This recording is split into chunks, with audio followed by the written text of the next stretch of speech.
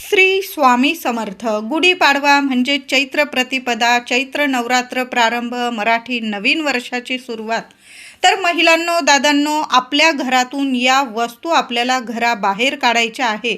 या वस्तूंमुळेच घरात दरिद्रता येते, पीडा येते, त्रास येतो आणि अडीअडचणींना सामोरं जावं लागतं. नवीन वर्षाची सुरुवात आहे, तर आपलं घरदार इतकं स्वच्छ करा, आपलं देवघर स्वच्छ करा, जळमटं असतील काढून टाका. ज्या वस्तूंची गरज नाही, तुटलेल्या वगैरे आहे, मग त्या प्लॅस्टिक असू द्या किंवा स्टील वगैरे, सरळ बाहेर काढायचे आहे. चादरी, गोधड्या किंवा पडदे वगैरे खराब झालेले असतील तर धुवून घ्या स्वच्छ.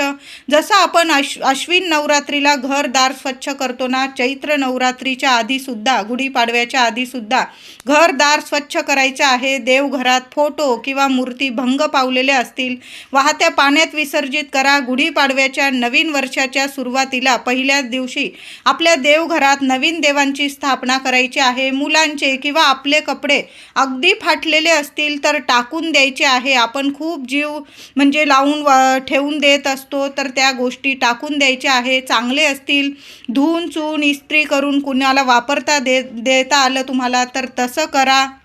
घड्याळं वगैरे असतील, बंद पडलेले असतील, इलेक्ट्रिक वस्तू असतील ज्याचा उपयोग होत नाही तुम्हाला, बंद पडलेले उपकरणं, इलेक्ट्रिक वस्तू कधीच घरात ठेवू नका.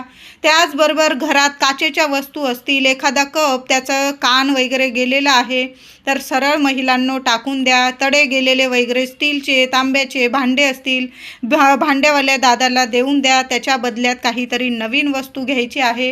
या गोष्टींचा बदल आपल्या देवघरात, स्वयंपाकघरात, आपल्या घरात जरूर महिलांनो करा.